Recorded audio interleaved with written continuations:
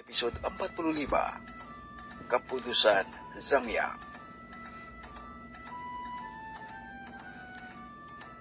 Zhang Wei mengambil tombak itu di tangannya sambil merasakan kekuatan tombak itu. Dia tahu bahwa tombak ini terbuat dari bahan yang sangat bagus. Juga dia bisa merasakan aura kuat yang sedikit memancar dari senjata ini. Itu tidak terlihat seperti tombak biasa yang dia lihat. Bawa ke sini baja hitam yang kita miliki di ruang penempaan senjata. Zhang Wei mengeluarkan perintah kepada para pelayan yang ada di luar aula utama. Setelah 5 menit kemudian, para pelayan itu masuk membawa pelat baja berwarna hitam, lalu meninggalkan baja di bawah lantai dan pergi. Zhang Wei berdiri di depan baja itu, sambil memposisikan ujung tombak di atasnya. Sekitar 1 meter jauhnya. Di hadapan semua orang, dia menjatuhkan ujung tombak ke atas plat baja. Semua orang menghirup udara dingin saat mereka menyaksikan tombak itu dengan mudah menembus plat baja tanpa usaha apapun. Plat baja itu adalah logam terkuat di dunia mereka saat ini. Zhang Wei mengambil tombak itu lagi dan dengan lembut, tanpa memberikan tekanan apapun, menyapu tepi plat baja ke satu sisi ujungnya, memotong dengan indah semua yang ada di jalurnya. Apa? Tombak macam apa ini? Bahkan senjata terkuat dan teratas di kota Tianyun tidak dapat dengan mudah merusaknya. Tapi tombak ini dengan mudah memotong plat baja terkeras itu menjadi 2. Bahkan Zhang yang terkejut melihat tombak itu begitu istimewa dan sangat tajam. Meskipun dia merasa bahwa tombak yang ditinggalkan Fei Hung luar biasa, dia tidak menyangka tombak itu akan sekuat itu, sehingga dapat dengan mudah memotong benda apapun, termasuk logam terkeras yang mereka tahu. Dia mengambil kembali tombak yang luar biasa itu dari tangan ayahnya, tidak ingin ayahnya mengambilnya darinya. Zhang Wei tersenyum tak berdaya saat melihat perilaku putrinya, tapi keterkejutannya masih belum bisa hilang. Zhang Wei lalu berbicara untuk memecahkan suasana yang masih sunyi saat ini. Para tetua semuanya, aku meminta kalian untuk menghibur dan berbicara kepada para pemuda klan kita dengan apa situasi yang terjadi hari ini.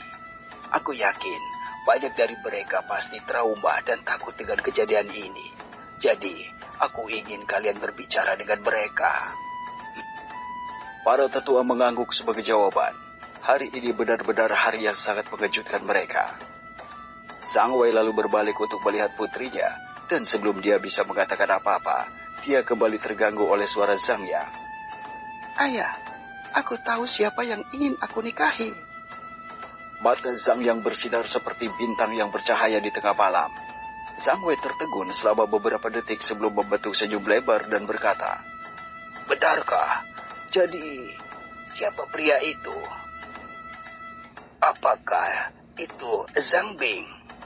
Baik. Tidak satu pun dari mereka, ayah.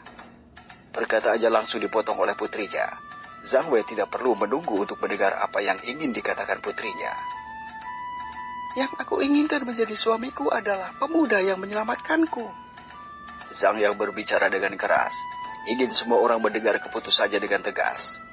Tatapan semua tetua dan patriark Wei menjadi kosong selama beberapa detik setelah mendengar apa yang dikatakan Zhang Yang. Pemuda yang kuat itu. Dia bilang ingin pemuda itu menjadi calon suaminya. Nona muda ternyata telah jatuh cinta pada pria itu pada pandangan pertama. Ribuan pertanyaan melintas di kepala semua orang sebelum mereka menunjukkan senyum tak berdaya. Tampaknya, bagaimanapun Zhang yang benar-benar masih seorang wanita muda. Zhang Wei berbicara dengan penuh kasih kepada putrinya, mencoba menjelaskan situasinya. Yang bukan karena ayah ingin membuatmu merasa buruk, tapi di mana dia tinggal atau dari mana dia berasal, kita juga tidak tahu. Apalagi keberadaannya, dia bahkan mungkin tidak tertarik padamu. Aku sudah memutuskan, ayah. Dia akan menjadi satu-satunya calon suamiku. Aku tidak akan menikah dengan pria lain. Zhang yang berbicara dengan tekad sambil menatap langsung ke mata ayahnya. Zhang Wei ingin terus berbicara, tetapi putrinya lalu kebalik berkata padanya, "Aku akan menemukannya cepat atau lambat. Jadi ayah tidak perlu khawatir.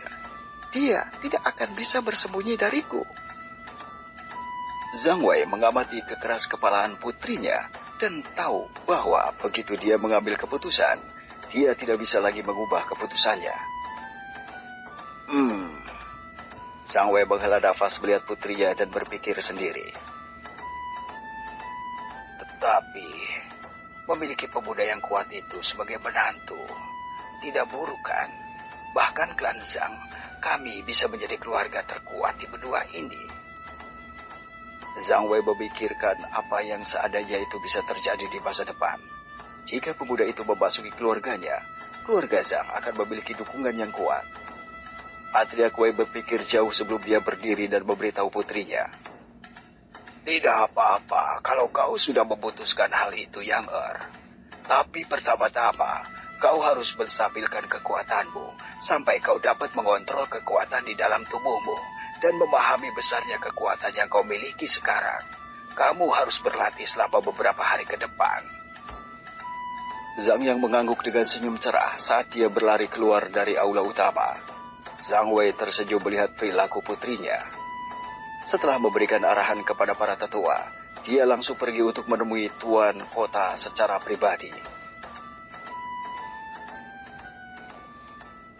Di suatu tempat di dalam kota Tianyun, begitu Ling Yan, Xin Tian, dan Fei Hung tiba di kota, Fei Hung mengatakan dia ingin berkeliling di sekitar kota. Keduanya mengangguk pada permintaannya dan pergi. Xin Tian membawa botol giok yang berisi ramuan obat di tangannya, seolah-olah itu adalah hal terpenting dalam hidupnya. Dan Ling Yan juga bersamanya untuk menjemput adik perempuannya kembali ke rumah. Fei Hung berpisah dari mereka dan berencana untuk mengenal seluruh kota. Kemudian, dia akan kembali ke rumah Ling Yan. Di kediaman tuan kota. Saudara Wang. Saudara Wei. Zhang Wei memasuki ruangan tempat tuan kota berada. Wang Shu terkejut melihat temannya datang berkunjung tanpa diberitahu terlebih dahulu. Dia dan Zhang Wei sangat akrab. Tuan kota Wang Shu juga memiliki hubungan yang sangat baik dengan patriark klan Lin dan klan Xin. Zhang Wei menyambutnya saat dia duduk di kursi di depan meja tempat Wang Shu bekerja. Saudara Wang, ada sesuatu yang perlu aku bicarakan secara pribadi denganmu. Jadi, aku datang menemuimu dengan cepat tanpa pemberitahuan terlebih dahulu. Wang Shu sedikit terkejut melihat keseriusan di wajah Zhang Wei. Jadi dia mengangguk dengan serius, menunggu apa yang ingin dia katakan. Pemuda yang kita cari ada di kota Tianyun kita. Apa? Wang Shu bangkit berdiri karena terkejut mendengar berita dari Zhang Wei. Wang Shu telah mencari berita tentang Fei Hung, tetapi dia tidak pernah mendapatkan petunjuk tentang keberadaannya. Karena merasa gembira, dia bertanya kepada Zhang Wei bagaimana dia tahu Fei Hung berada di kota mereka.